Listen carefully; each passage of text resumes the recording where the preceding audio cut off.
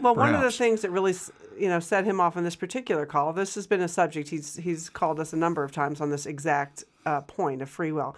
But one of the things that really, I think, upset him was we were talking about Jared Loughner and the Tucson shootings, and we use the phrase "innocent by reason of insanity" because that's the name of this book we're working on. We are all innocent by reason of insanity. All, no and I exceptions. believe it's the word innocent, in particular there.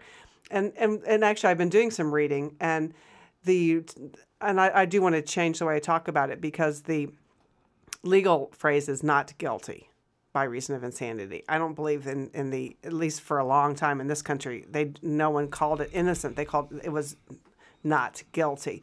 And there's a bit of a shade of difference there, I think. And we really think that, that there should be a responsible by reason of insanity. And actually Arizona has a guilty by reason of insanity, which means you did it, but you're insane. So there's a level of culpability that we cannot ascribe to you. But we don't like the connotation of the word guilt at all. Right. It's like if an old person's driving to, one of those farmers markets in Florida where the old guy had a medical event, like the bus driver here in Asheville. Right. He went into convulsions behind the wheel and hit, and terrible things happened. Mm-hmm. But it wasn't his fault. Now, even if he was rationalizing being on medication that clearly said you shouldn't be behind the wheel. Right. Or was kidding himself, that understandable desire to remain independent, you have to give up your driver's license, all that stuff. It's still, that's the existent psychological, physiological justification in endangering other people's lives. How many people out there use their goddamn cell phone when they're driving? How many times do I have to see a stupid person drifting across the lanes, endangering my life because your freaking phone call is so important that you can't pull over? You've justified and you've rationalized it. I've never had an accident. I know what I'm doing. Well, most of us think we're the exception to the rule. I'm sure that's one of the cognitive biases. Amen, sister. I'm the exception. You got it. So I didn't mean to pull you away with that. We were talking about the objection to, a good point, objection to innocent. Right, because I'm wholly blameless. I didn't do anything. Right, because I understand the desire to say, yes, you did these things. That's, and that's really not what we mean by the word innocent. What we mean by the word innocent is that a person couldn't have done anything else. Right. And the forces that are driving us that are so, like I was saying about the iceberg, that we are not in control. And if you are not in control of what goes on, then you are innocent in that sense. Okay, as Jesus said, forgive them, for they know not what they do. Yeah, better yet, let he or she who is not crazy cast the first stone. Right. Of course, that's the whole thing. There are people out there right now thinking anybody could do anything and get away with it. No, you can't. Get away with it unless you find a trip to jail like a pleasant experience, or maybe suicide by cop if you break the law enough. You get to the armed standoff point. You're crazy. All this is saying that you have mental forces that are beyond your control. They are running your life. They could run your life like respectability. You could be the perfect church-going, tax-paying pillar of the community, and be absolutely out of control with your life. You are compelled to be that way.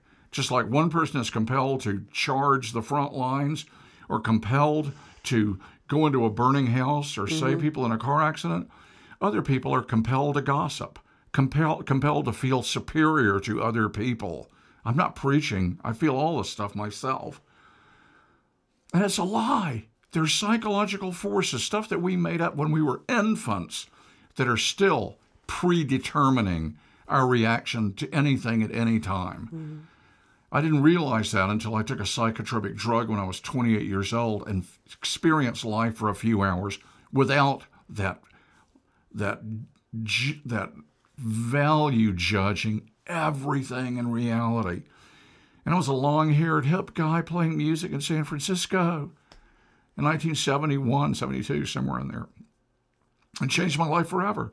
Because when all that value judgment, all that brilliant, half-witted knowledge, that the threadbare rags that posed as really knowing anything were taken away like a cataract operation. And I saw what physical reality, objective reality, trees, dirt, rocks, water, rain, looked like. Matchless perfection. Incredible refinement of senses. Incredibly more beautiful and perfect that I, the nature lover, had never even dreamed of. So the normal state, the state that happened before I ingested that drug, that's insane. That wasn't seeing reality at all. That was lost in mental space. And I thought I was hip. So I even thought I was in a happy relationship. So I was thinking of talking about the programming of the mind as analogous to programming of computer software. You know, we always use whatever technology we are up to describe reality. I mean, you know, that in the Enlightenment they called it the clockwork universe. So, but I mean, we believe that our minds are programmed when we're infants from our surroundings, what our parents teach us, not just in what you think of as instruction, but how our parents see reality, their worldview is conveyed to us through the way they talk, how they react. You know, in school, same thing goes on. We are indoctrinated into our culture and programmed to think in certain ways. And this is what is, some people end up being heroic and saving people from running into a burning building. And some people shoot up a congresswoman's meet and greet. And that is because of the way their minds were programmed from birth with these thoughts. And what we're arguing here is because I took a course in computer programming back when I was in college. And when you're writing a computer program, you write lines of code and then you test it and you put in some numbers and, you know how you want it to come, you know, what the correct answer is. So if you write some code that's going to just do something really basic, like do a calculator function. So I write the code to make it a calculator work, and then I put it into the computer and I put in 2 times 3. And if my computer code spits out 10, I don't curse the program, the software program. I don't condemn it as evil. I don't say, it's horrible and bad. I just realize the programming is flawed and I need to reprogram it. So I go in and I look for the lines of code that are incorrect, and I fix those until I get to the point where when I put 2 times 3, and it comes out 6. And so we're saying that that's the same thing with somebody who's mentally ill. Their programming something has gone wrong in the programming, and they are putting things together wrong.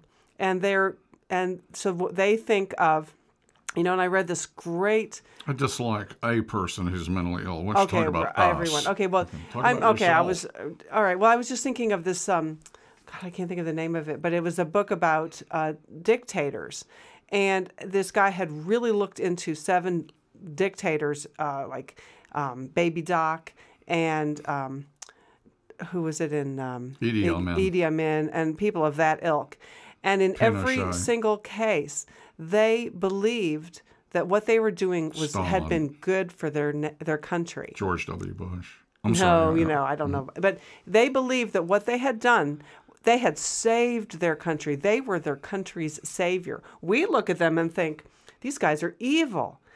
But in their minds, they sincerely believed that they had saved their country from some disaster, civil war, or external control by a colonial power. That? You said that yes, before, and I find it really difficult to believe that a pig doesn't really know that they've got their boot heel on the people. And it's what the people, they justify it like The masses need to be controlled. These people, they'll have a revolution. You don't think the guys that get but huge they'll bonuses? hold themselves as big heroes of the country. Yes, but they justify, like death squads and disapparados or whatever they call them. You don't think the guys that are getting those huge bonuses at Goldman Sachs later this month or next month don't think that they've actually are the ones that keep the economy going? They think they're heroes. They think they're heroes, and they deserve that money. I believe they do, and that's the thing. That's why we're innocent, because this thing up here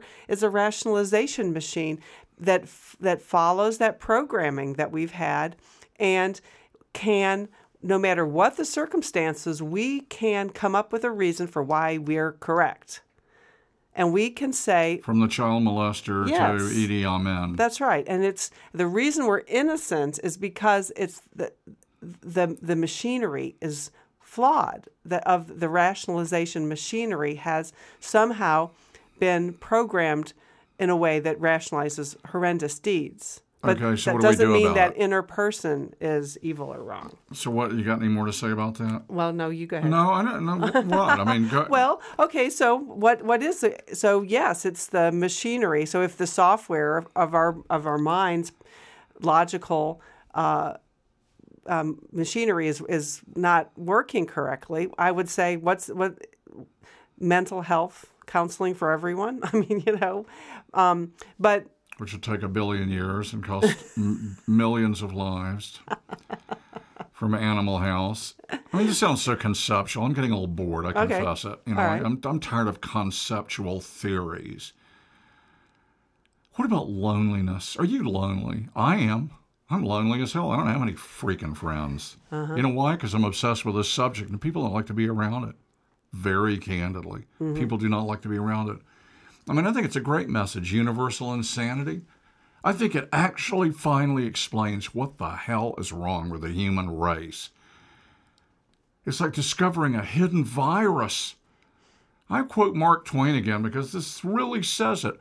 When we remember we are all mad, the mysteries disappear and life stands explained. Still throwing coconuts at each other. Still want to gimme, build up as much as I can. The one that with the most toys, the one that dies in the most toys wins. Infantile, primitive, savage, an inevitable phase of human evolution, craziness. But it explains it. It explains why we're lonely and why we're jealous and why we're covetous and why we can't get along with each other. And why we gossip, and why we whine, and why life is never quite good enough.